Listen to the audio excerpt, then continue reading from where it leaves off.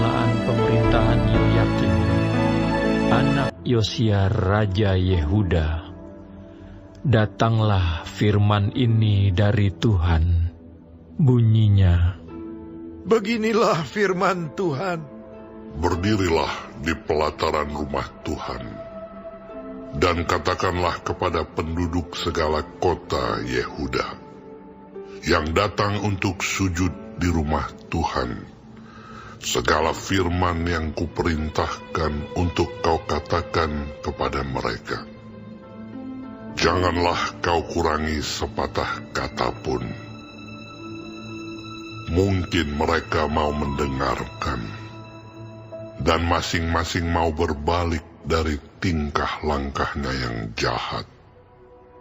Sehingga aku menyesal akan malapetaka yang kurancangkan itu terhadap mereka, oleh karena perbuatan-perbuatan mereka yang jahat. Jadi katakanlah kepada mereka, beginilah firman Tuhan. Jika kamu tidak mau mendengarkan aku, tidak mau mengikuti Tauratku yang telah kubentangkan di hadapanmu, dan tidak mau mendengarkan perkataan hamba-hambaku, para nabi, yang terus-menerus kuutus kepadamu, tetapi kamu tidak mau mendengarkan, maka aku akan membuat rumah ini sama seperti Silo, dan kota ini menjadi kutuk bagi segala bangsa di bumi. para imam, para nabi, dan seluruh rakyat mendengar Yeremia mengucapkan perkataan-perkataan itu dalam rumah Tuhan. Lalu, sesudah Yeremia selesai mengatakan segala apa yang diperintahkan Tuhan untuk dikatakan kepada seluruh rakyat itu, maka para imam, para nabi, dan seluruh rakyat itu menangkap dia, serta berkata, "Engkau harus mati! Mengapa engkau bernubuat demi nama Tuhan dengan berkata, rumah ini akan sama seperti Silo, dan kota ini akan menjadi reruntuhan, sehingga tidak ada lagi penduduknya?" Dan seluruh rakyat berkumpul mengerumuni Yeremia di rumah Tuhan. Ketika para pemuka Yehuda mendengar tentang hal ini, pergilah mereka dari istana raja ke rumah Tuhan, lalu duduk di pintu gerbang baru di rumah Tuhan. Kemudian berkatalah para imam dan para nabi itu kepada para pemuka dan kepada seluruh rakyat itu. Katanya, "Orang ini patut mendapat hukuman mati, sebab ia telah bernubuat tentang kota ini, seperti yang kamu dengar dengan telingamu sendiri."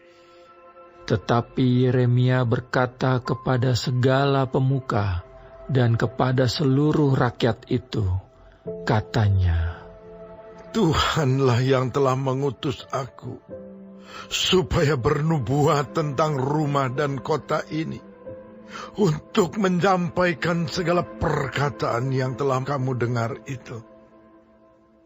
Oleh sebab itu, perbaikilah tingkah langkahmu dan perbuatanmu, dan dengarkanlah suara Tuhan Allahmu, sehingga Tuhan menyesal akan malapetaka yang diancamkannya atas kamu. Tetapi aku ini, sesungguhnya aku ada di tanganmu. Perbuatlah kepadaku apa yang baik dan benar di matamu. Hanya ketahuilah sungguh-sungguh bahwa jika kamu membunuh aku, maka kamu mendatangkan darah orang yang tak bersalah atas kamu dan atas kota ini dan penduduknya. sebab Tuhan benar-benar mengutus aku kepadamu untuk menyampaikan segala perkataan ini kepadamu. Lalu berkatalah para pemuka dan seluruh rakyat itu kepada imam-imam dan nabi-nabi itu, orang ini tidak patut mendapat hukuman mati, sebab ia telah berbicara kepada kita demi nama Tuhan Allah kita. Memang beberapa orang dari para tua-tua negeri itu tampil juga ke depan dan berkata kepada kumpulan rakyat itu, katanya, Mika, orang Moreset itu, telah bernubuat di zaman Hizkia, Raja Yehuda. Dia telah berkata kepada segenap bangsa Yehuda, beginilah firman Tuhan semesta alam. Sion akan dibajak seperti ladang, dan Yerusalem akan menjadi timbunan puing, dan gunung Bait Suci akan menjadi bukit yang berhutan. Apakah Hizkia, Raja Yehuda beserta segenap Yehuda membunuh dia? Tidakkah ia takut akan Tuhan, sehingga ia memohon belas kasihan Tuhan, agar Tuhan menyesal akan malapetaka yang dianjamkannya atas mereka? Dan kita, maukah kita mendatangkan malapetaka yang begitu besar atas diri kita sendiri? ada juga seorang lain yang bernubuat demi nama Tuhan, yaitu Uria bin Semaya dari Kiryat Yearim. Dia bernubuat tentang kota dan negeri ini, tepat seperti yang dikatakan Yeremia. Ketika Raja Yoyakim bersama-sama dengan segenap perwiranya dan semua pemuka mendengar perkataan orang itu, maka raja pun mencari ikhtiar untuk membunuhnya. Mendengar hal itu, maka takutlah Uria, lalu melarikan diri dan tiba di Mesir. Kemudian Raja Yoyakim menyuruh orang ke Mesir, yaitu Elnatan bin Akhbor beserta beberapa orang.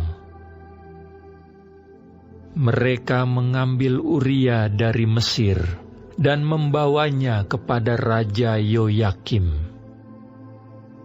Raja menyuruh membunuh dia dengan pedang dan melemparkan mayatnya ke kuburan rakyat biasa. Tetapi Yeremia dilindungi oleh Ahikam bin Safan, sehingga ia tidak diserahkan ke dalam tangan rakyat untuk dibunuh.